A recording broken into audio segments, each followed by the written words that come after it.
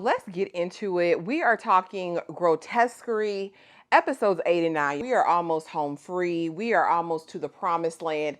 And baby, I'm ready to get there because, again, yet another dream. If you guys are new here, my name is Ashley. This is My Sweet Perspective, where I give my take on all things TV and movie related. And I'm here to put you on. This is going to be completely informal. We are just going to dive in to the things that stood out most to me and carry the story along, right? And so we wake up, start out in episode 8, and Lois is awake, okay? The doctors are meeting with her. She's so nasty, so rude with all of the staff because she's going through her PT. She says, "Get me out of here.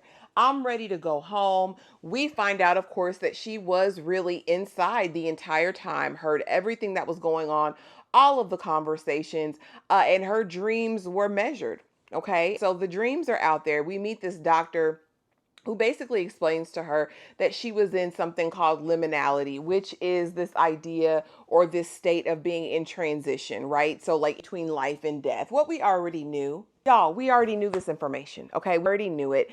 And so now she is really just trying to get back to the Lois that she always knew and loved, right? But she knows what everybody said, she knows what everybody did.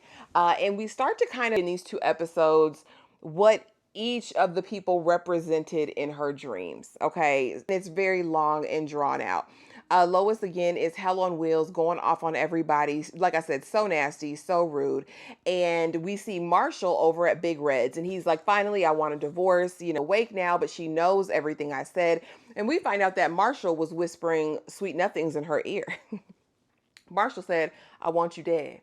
I hope you die." He'd kiss her on the cheek, but it was like a every morning thing. He wasn't new to this. He was true to this, okay? He did not want Lois to be in the land of the living. And so finally he says, "Listen, I should be over and done with it. And now we can be together, Nurse Red." And Nurse Red is looking like, Big Red's looking like, "Don't do that. Why you want to divorce her now? You've been doing this all this time.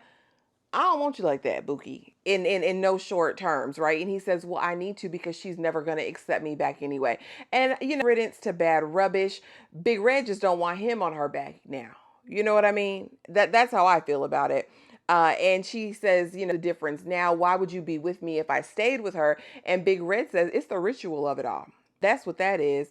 Meanwhile, we have Detective Megan Duval, aka Sister Mary Clarence, aka Big Meg. Okay. She is going through, she gets called to a case. And this doctor, again, is really going around spreading chaos because he's giving everybody tidbits of what was in Lois's dream. And so for her, he's like, "You know why she would have you be this evil, angry killer nun?" And she says, "No, nothing but respect her. That's it." And we know that was a lie. We know that there was a sitting rivalry between those two in whatever state we are in right now. She says, loved her. She was a good detective, but she screwed up and she had to be put out to pasture. That's basically what it was. She mentored me. And we had this going away party and I made this purple punch. Basically, the punch was representing this Andrea Solano case, right? This is the one that they fell out, that they found that was culpable for because she didn't act fast enough and the person beat the brakes off this lady until she was unrecognizable. She was purple. So the punch set Lois off. It was a whole big to-do. But Megan says there was no ill will around that at all. We also find out that Lois didn't go out in a blaze of glory. Lois actually got in the coma after having long vid, right? So that was a piece that was kind of, but Megan is like, I don't have any regrets. The doctor then proceeds. Well, no, then she goes home after that.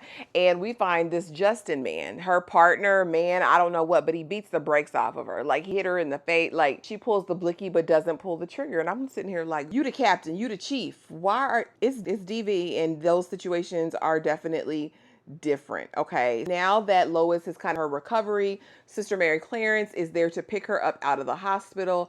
And that's the only one. Again, we know that Merritt is alienated because she done screwed Fast Eddie. We know that the husband ain't coming to get her because he's ready to throw her away completely. So we know what time it is. So she comes and gets her, and they're having this, pleasantries or whatever.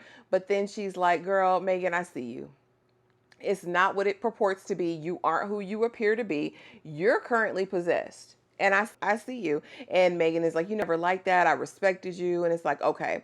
Father Freak Daddy, aka the doctor, she tells him, "I know what you did and it's going to come out if you don't leave me alone."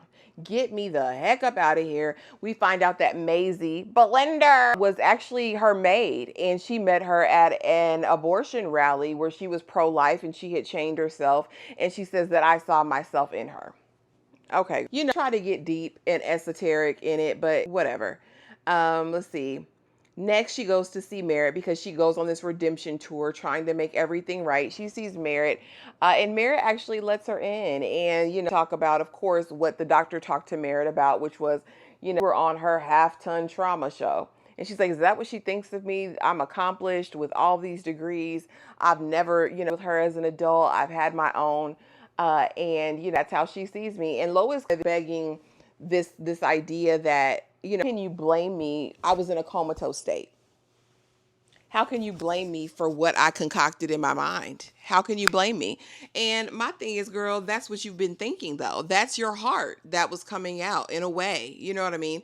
And so they have this interaction, and Lois goes on to say about the affair, and like, he just gets me. He just understood me. To be honest, more compatible with him than you ever were. Baby, when I tell you Merritt slapped the dog mess out of her mama, and I don't condone it, but listen. Don't get up and talking to me about how you and my husband had an emotional affair. Okay, I don't want to hear that. Easing on down the road into episode 9, Lois continues the redemption tour and she just wants to have peace. She goes to see Big Red and Marshall and is like, listen, here are these papers. I want peace. Here's this ring. I'm going to go off. I'm going to take a trip to the country where my daddy's from, this little town, and I'm going to live my best life. And Marshall said, listen, you're a see you next Tuesday, okay? I'm an a-hole. The world would be better without the both of them. That's what he said. Nurse Red is looking like, whoa. And I said, well, that's how he feels. Lois is leaving. Before she leaves, she goes back to see Merritt and she gets that slap back because what you won't do is put your hand on me. And if you're really ready to have a real connection, I know I was a crap mom.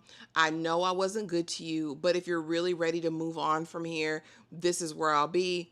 Come see about me. Got another case and calls Lois out to take a look, and it's actually out of Lois's delusion or dream or whatever it is, right? It's the family and the table and the pot. And this time we see Lois with emotion. First time we didn't really see a ton of emotion in that dream. In this dream, she's a little bit more coherent. So she's like, listen, Megan, I'm not going to help you with this. Megan by this time has ran off from Justin. She's in a motel similar to the motel that was in the desert. Also, when she's in this motel room, we hear about the wildfires that we saw earlier in the season, right? And so I'm like, okay, it comes into play. In there, Lois is in there. They're like, okay, I'll help you figure this thing out, even though I'm not supposed to be because I'm not on the force anymore. And Justin comes in. He said, you didn't think I would find you, B? While Lois is in the bathroom. Now, y'all know Lois always got a blicky. And so they're out there. Well, before that happens, Lois is kind of Megan and is like, am I a dream? Are you a dream? What's going on? Here's my knife. And the knife has got a cross on the hilt. And she says, cut me.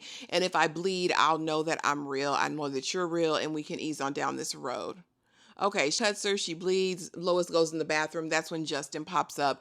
Justin and Megan get to fighting. Well, basically, he just was throwing her all around the room. Lois comes out with the blicky and is like, get your hand off of her. Put your hands behind your back. And he's like, no, I know you. You went gay now, Big Meg? And Meg is like, no. And so they get into this whole conversation and, playing them games because he's not complying. And Megan says, no, don't shoot him. He's sick. This is all, it's a dream. And he goes, no, it's not. You've been awake this whole time, Lois, and you'll never do it. You'll never take me out. She puts the blicky in his own mouth this time. And you'll never pull the trigger. She says, I won't. And she blew his brains out. I mean, blew him away. But my question is, if she's been awake this whole time, then we're in another dream. This is not reality. We haven't met reality yet, you guys. The final episode will be next week, and I'm ready for it to be over. You guys drop it in the comments below. Let me know what you think of it so far. Let me know how you're feeling about Grotesquerie in these 2 episodes. Have you gotten any more answers that you needed? And what was interesting is that he also repeated something that the lecturer said, that humanity has now become dull and numb and desensitized to the problems of the world. And I think we'll see that play out again. Anyway, thank you guys so much for watching. If you're still here, please be sure to like, subscribe, do all of the things, and I will see y'all in the next video. Bye.